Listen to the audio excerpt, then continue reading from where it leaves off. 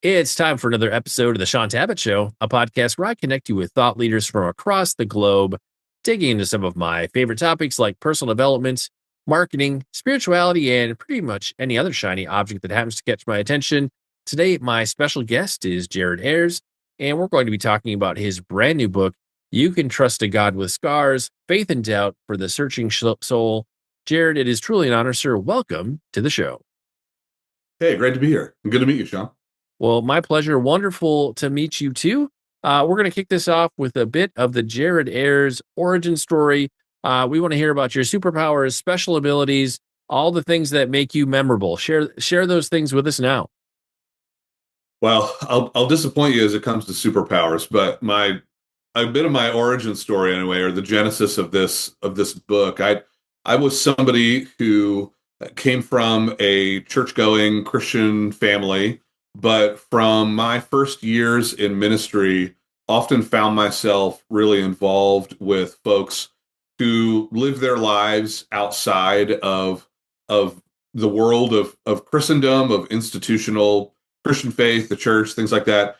When I was involved in student ministry for a time, I often would spend my summer times doing speaking work with an organization in Eastern Europe that worked with students and young adults in former Iron Curtain countries. And so I was just interacting with a lot of people who had never really seriously had a conversation with a living, breathing Christian about God or faith or Jesus or anything. And then I spent about a decade as a church planner and pastor of a church that I started in Center City, Philadelphia, and have now been a pastor in West Palm Beach and South Florida for about 5 years. And one of the features of my pastoral life over that whole span of time has been just a lot of conversations with people who are interacting with the Christian story in a real way for the first time, or for the first time in a long time. And I wanted to write something that would be a hospitable, guided tour, as it were, for people who are exploring faith, and also a conversation partner for many of us who are Christians who inevitably just have questions or wrestle with the realities of an institution like the church, of the questions that we have about faith and God, and oftentimes don't have real helpful spaces where we can ask those kinds of things. So that was really the beginnings of this book. I think about my early years as a church planner. I had two young children at home. My wife and I were in a small apartment at the time, and so we were in this little apartment where, when you stuff two little kids and a dog and the church office, quote unquote, in there's not a lot of space to do sermon prep on a Sunday. And so I would often begin my Sunday mornings early in a cafe in our neighborhood. And I struck up a friendship with a man named Daniel, who would often be finishing his Saturday night of partying as I was starting my Sunday morning. And we met because there was a Sunday where he just wandered over to my table and saw a Bible and some scribbled notes sitting on the table, and said to me, are you like a pastor or a priest or something like that? And I told him that I was, and he was like, oh, well, that's weird, and just left. And then I just assumed I'm never going to see this guy again. But then he was there again the next Sunday, and he wandered over to my table and was like, well, what are you talking about today, Father? And we over the weeks and months that followed that Sunday, we would often have conversations about whatever topic or text from Isaiah or John or Exodus or whatever that we were going to be talking about. And I've often thought about this book as an extension of those kinds of conversations, as a conversation about the core story of Christian faith, held in a way that's hopefully comprehensible and also hospitable to the kinds of questions that people who live in the time in which we live have about God and life. Well, I remember in that part of the book, you talk about how those conversations were sort of the best sermon or preaching class ever, in the sense that you Yeah, had to start thinking through, how do I distill this down to a guy who just may have absolute zero context for the Bible or Christianity. I mean, that's something you're often not going to get there. You're going to take homiletics, and they're going to teach you how to yeah, preach a sermon, so to speak, in seminary. But yeah, usually, we're not taught how to talk to just the average, person with zero exposure. I'd like to pull on that thread a little bit more. Like what were some of the challenges you faced early on in those ongoing conversations? I'm sure over time it got easier, but at least how you describe it in the book, you sounded like you had a few deer in the headlights kind of moments as you were starting out. Yeah, for sure. I think that especially for those of us who have lived a lot of our lives inside of the nexus of the church, Christian relationships and things, it's easy for us to forget about how much just insider jargon we develop, how much, how many assumptions we make about the way that we look at life that many of our friends and neighbors who live life outside of Christian faith or outside of the church just wouldn't automatically share with us. And so I think that oftentimes the challenge is, the questions that my friends and neighbors who aren't Christians or who have not really darkened the door of a church since a grandma stopped dragging them there, when they were in elementary school or something like that. The questions that they wrestle with about God, about life, about the ugly realities that we see in the news, that you see in the mirror, and all those kinds of things, those are all the same questions that we have. But I think the challenge oftentimes is just translating a lot of the way that we talk about some of those things in a way that is accessible and hospitable to people that don't share the jargon, share the lingo, share some of the assumptions, and so forth. Yeah, I find when you connect with people who are maybe outside of the Christian bubble, if you will, like for me, like I work in Christian publishing, have for a long time. I didn't always. I had several like corporate jobs as well back in the day, but you can very much between work and church and everything else avoid the world and just be around a bunch of people who speak in Christianese all the time. And sometimes it Yeah, can be easy to forget that not everybody has had the same opportunity. Like not everybody's gone to Bible college. Not everybody was raised in church, going to Sunday school, and all the things.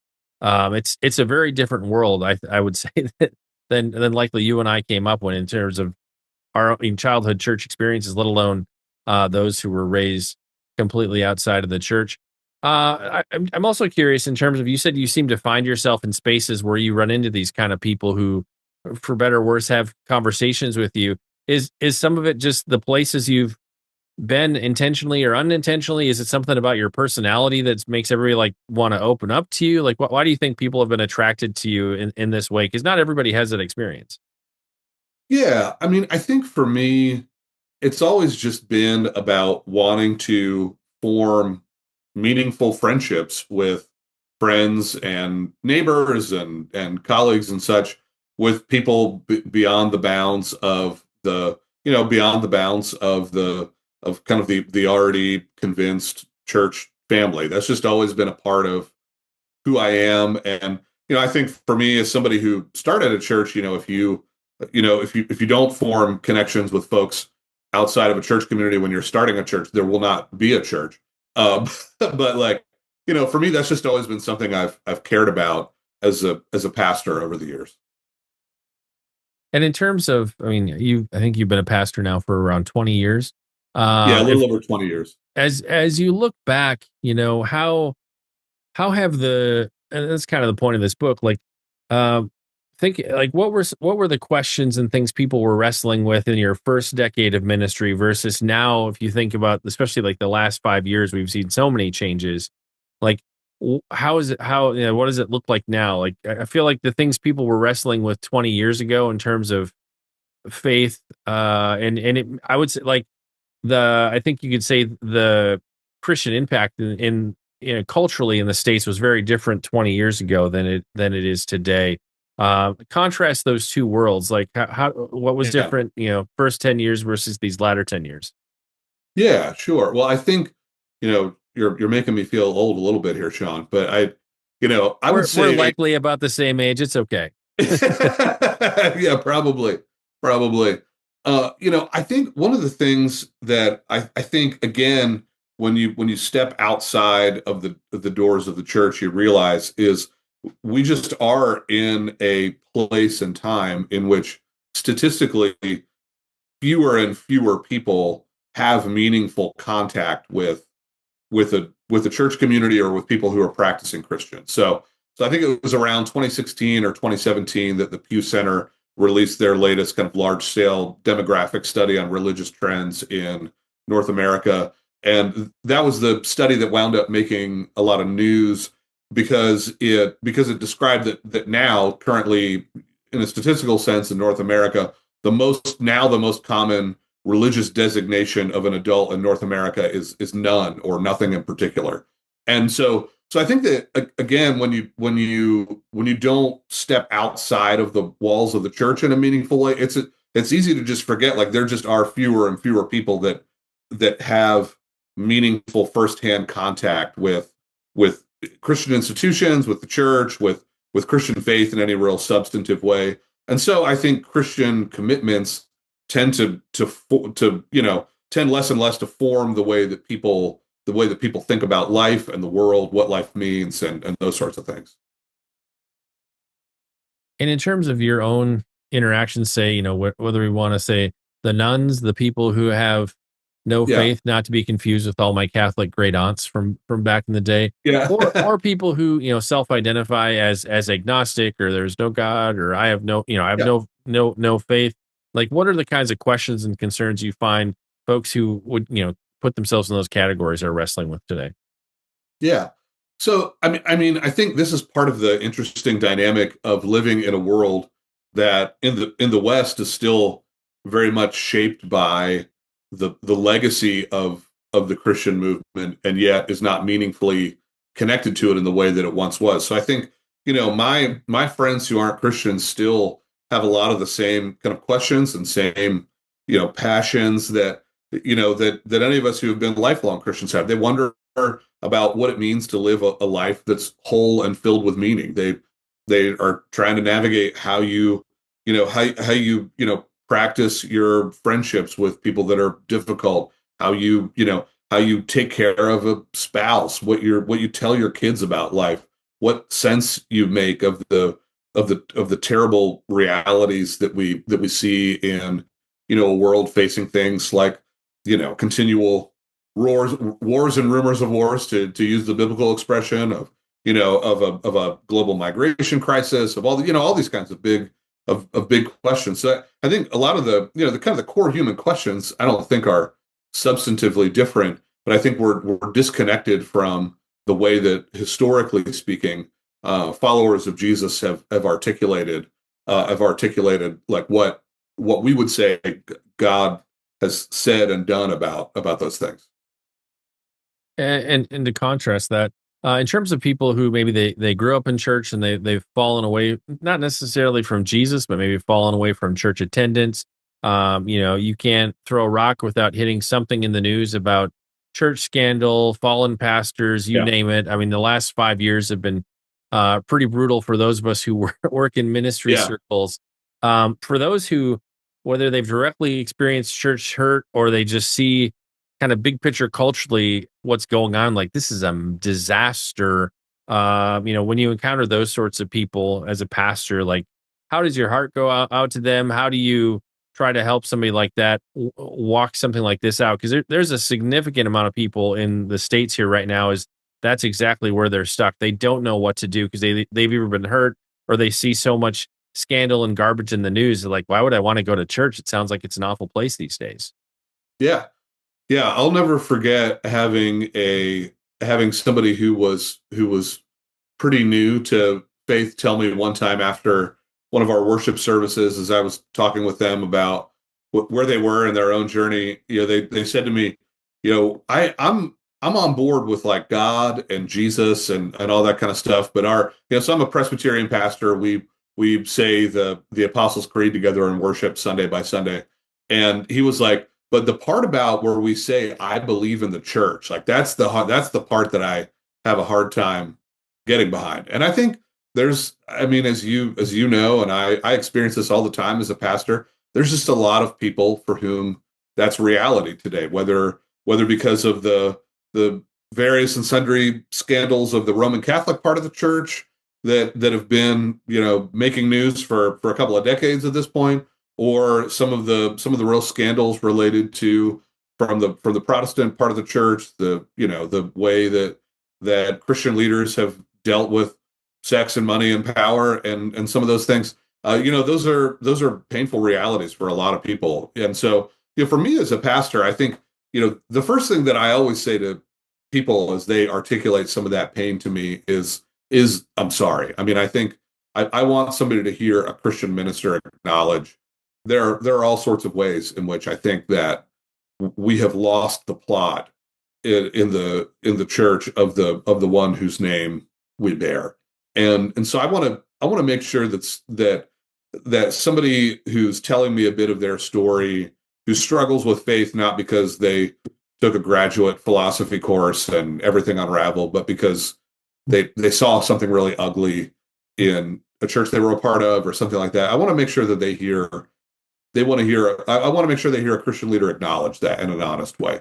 I also think this is also where I think our tradition offers us resources to deal with this reality, and that's not to minimize or explain away the terrible wrong that the church has been culpable in, but the price of admission for Christian faith is admitting that you're a sinner. In the Protestant part of the Christian world, one of the foundational insights of the Protestant movement is the idea that people are simul justus et peccator, that you are simultaneously saint and sinner. And so I think in one way also, I think it should surprise us less when an aggregate of hundreds or thousands or millions in the global sense of sinners are gathered together,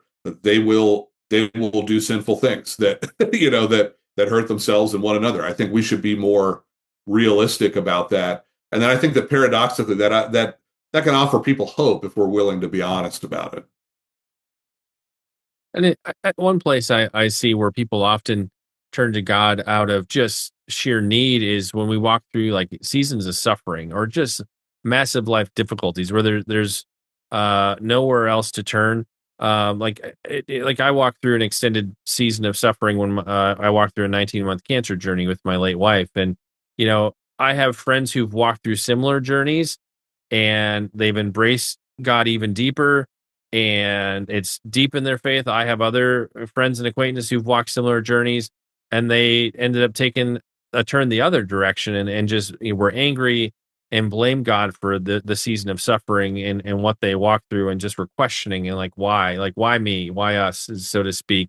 I'm always intrigued by people can have almost identical scenarios and one goes towards God, and one goes away. Does God really understand our suffering? I know the answer is yes, but I feel like that culturally, inside and outside the church, a season of extreme difficulty like that, it's ironic that one guy goes towards God and the other guy runs away. Yeah.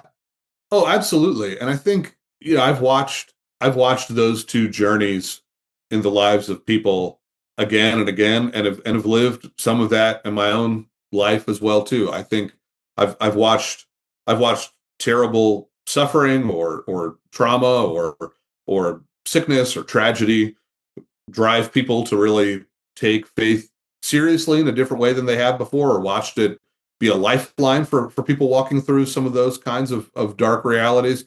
And I've watched those things push people from faith or drive them away from a life with God. And I've watched kind of both of those journeys. And I think that's actually paradoxically one of the greatest and most beautiful, facets of the good news that is at the very heart of Christian faith. I think, all approaches to life and all spiritualities and systems of faith, that they all have questions about what we would say about God and the terrible and painful realities of life and of the world.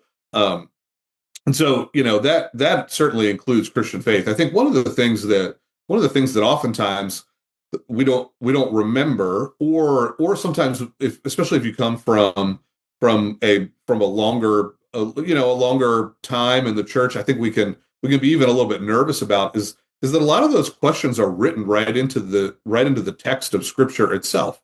If you read through the Psalms, the all of the questions that we ask about God, all of the cries of anger and despair that we voice, all those things are given honest voice in the prayers of the Psalms themselves.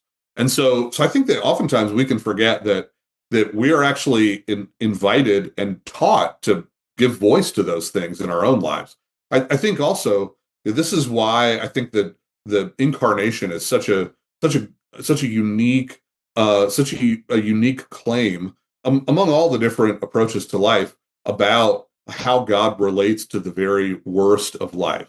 Christians uniquely believe that the God of the universe has actually lowered himself to experience from the inside all the most desperate and dark facets of what it means to live a human life, and that though we don't have the answers for why all those things happen, we also believe as Christians that we'll never be alone in those things because of the incarnation, and that I think is a lifeline, even if it sometimes isn't a satisfying hypothetical answer. I think as we actually go through the stuff of life, I think it's a unique lifeline when we're at our darkest and most desperate. Well, next, I'd like to talk a little bit about like seasons of doubt and disillusionment. It's fascinating when you kind of look across the church landscape today, because on the one hand, I feel like you have older generations with how we came up in church. We're not as comfortable with lots of questioning and disillusionment because it's not at all how we are raised. And then you have younger folks who came up after us where they're very comfortable Hmm. asking really impossible questions and wrestling with stuff. And then I think you also have folks who didn't have that church background who they're even more comfortable with wrestling with questions and asking difficult things. Um, wh- you know, what's a person, and maybe more like what's a pastor to do, because like we all go through seasons of disillusionment and questioning, but I think various people's kind of backgrounds of how they came into the church or came up, they are kind of predisposed with different comfort levels of like I feel like some of the older generation, they feel like they're a bad Christian if they have a season of questioning and disillusionment. And I feel like some of the other folks I see is like that's like them living out their faith is like wrestling with them and kind of getting higher on the mountain closer to God, but that's how they're sort of making those Mm. steps. Like how do you try to Yeah. deal with that complexity? Because it's a bit of a up and down world, topsy turvy for pastors these days. Yeah, yeah, for sure. And I mean, you're telling me what I live, every week of my life, for sure. I think, on the one hand, I'd agree with what you observe. I think that all too often there is an increasingly combative approach to the kind of honest questions that people ask, and I think that's both ultimately pastorally unhelpful to people, and it's also not true to even the posture that we see commended in the scriptures themselves. Like the book of Jude finishes by saying, "Be merciful to those who doubt." At the end of the Gospel of Matthew, I love a little moment when Matthew's narrating Jesus, risen from the dead, about to ascend into the heavens, and here's Jesus, risen from the grave itself, and the disciples who get to see him in person get to see the risen Lord himself. We're told in the Gospel of Matthew that they worship him, and some of them still doubt it. Like even the people who got to see Jesus live and in person, as it were, that still wrestled with the reality of their own doubts. And so I think we do ourselves a disservice when we pretend like that's not a part of the journey of faith. And so on the one hand, I would want to I would want to affirm for people afraid of the kinds of questions that all of us inevitably have, that the realities of our own questions, doubts, struggles with faith, those are a part of the journey of faith, not a departure from it, if we'll allow them to be. On the other hand, I think that that not I think that simply wanting to express questions and skepticism for their own sake and not in the service of actually making the journey towards understanding can be a way to evade the God that we're asking questions about, in just the same way that refusing to honor questions that all can as well too. I think the invitation is to actually express real honesty in our own journeys of faith. And I want to pull a little bit more on that kind of empathy thread that you shared earlier. I think of, like, I worked in Christian retail back in the 90s, and I think of like apologetics resources of the 90s and early 2000s. And I mean, we were teaching everybody how to have answers for every question people had, and we were going to argue and debate everybody into the kingdom, if you will. And I feel like that might work for some situations these days, but right now I feel like people, they want you to listen, they want you to show empathy, like you actually care. And more than that, I feel like they want to get an opportunity to watch you actually live out what you say you believe, which it's going to Yeah. take time and it's going to cost you differently than just arguing with somebody, or trying to evangelize somebody and get another notch on the Bible case, if you will. It just looks Yeah. different. And I still feel like culturally there is kind of a disconnect within the church of those of us who came up in that popular apologetics kind of time frame versus what people are looking for now. It's going to cost us something differently than just arguments, I guess. Yeah, absolutely. And I think if you come from that particular kind of background that you're describing, I think one of the realities that we've got to acknowledge as we look around is that part of the crisis that the church faces in the West is a real crisis of credibility.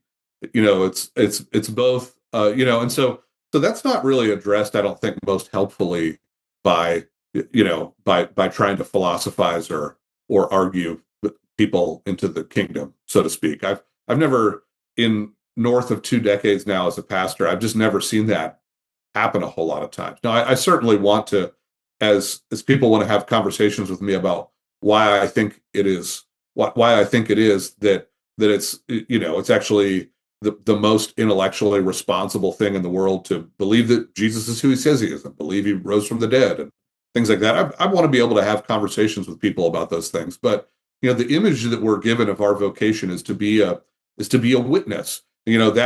That's an image drawn from the courtroom of someone who testifies to what they have seen and known. And so I think the most beautiful thing that we can do is to offer that testimony of, like, look at the way in which God is healing and gracing and rescuing a grade A mess like Jared Ayers. I love the writings of a brilliant 17th century French mathematician named Blaise Pascal. He had a dramatic and really unexpected conversion to Christian faith several years before his death, and he wrote a book called the Pensées, which just means thoughts in French, about his thoughts about Christian faith. And in one of them, he talks about how we teach Christian faith to people, and he says, as he talks about that our task is to make good men wish that Christian faith were true.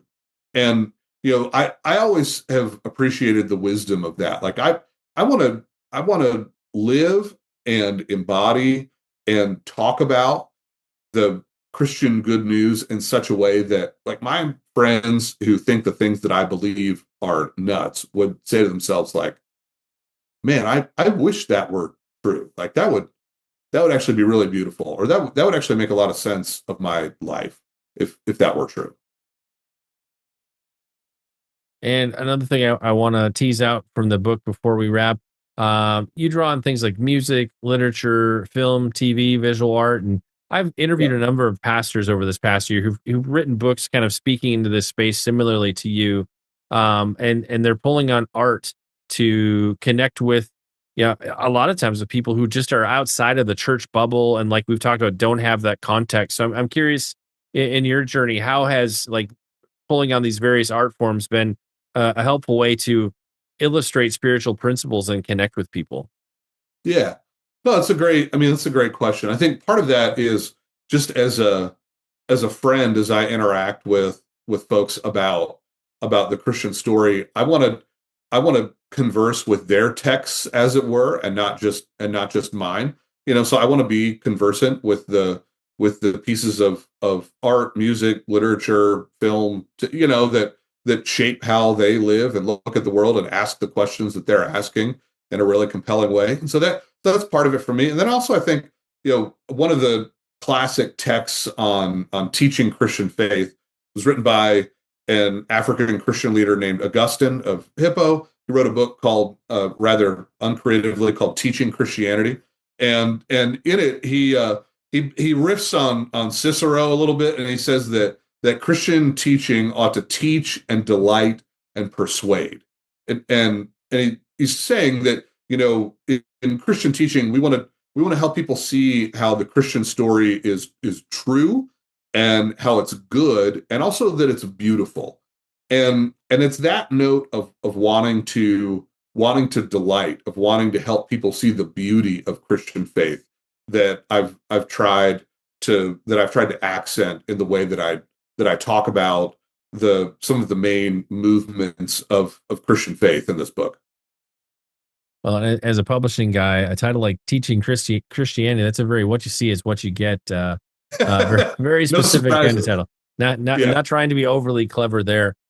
Jared, in terms of the book, I'll give you a chance to throw in anything threads I haven't pulled on, questions I haven't asked. Like, oh, we got to get this in about the book. Anything I haven't asked that you want to make sure we share?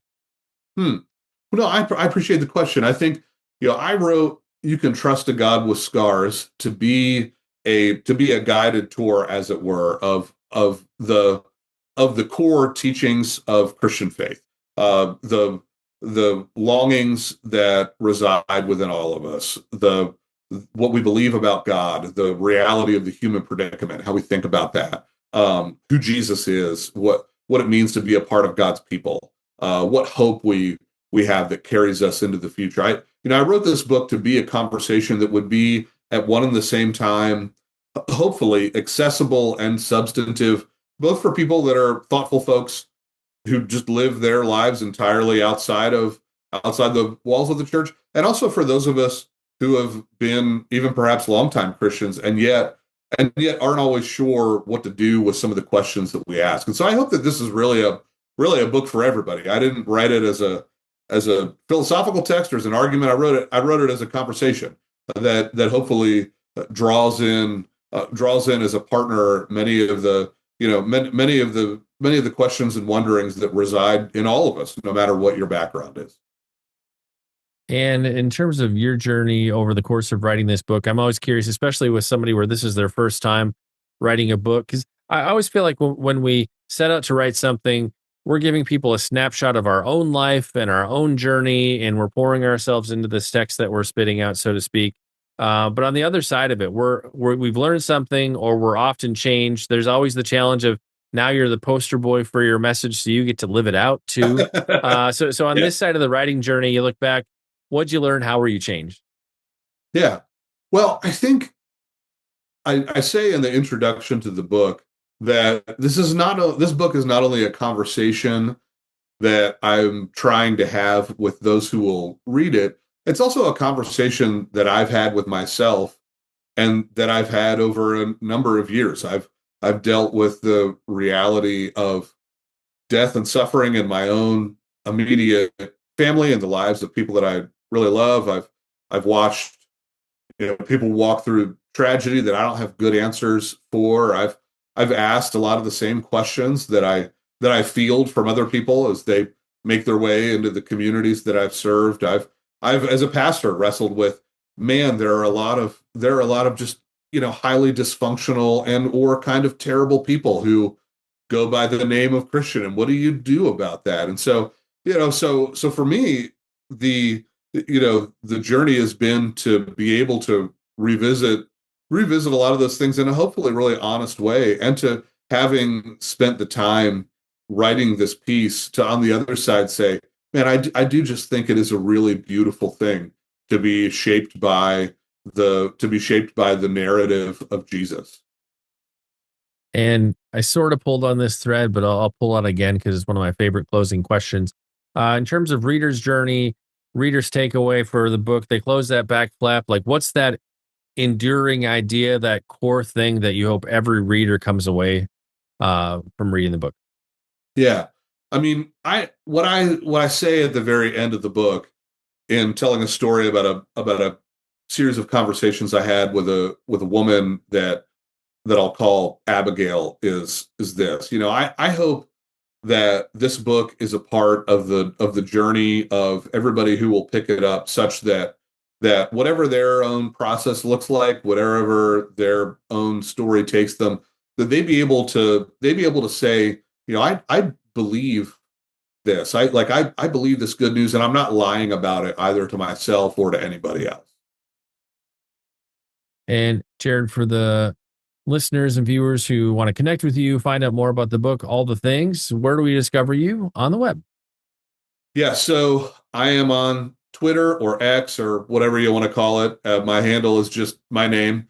And you can also find some more of my writings as well as other conversations like this one and some other things like that at jaredayers.com.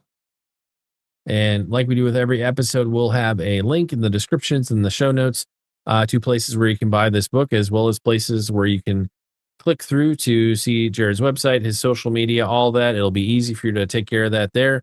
Sadly, it's time to bring this episode of the Shaun Tabatt Show to a close. Many thanks for being a part of my conversation with Jared Ayers. Once again, our book today was You Can Trust a God with Scars, Faith and Doubt for the Searching Soul. And Jared, I want to say thank you so much for sharing with us today. It's been a pleasure and an honor to have you on the show. Thanks, Sean. Great to be here.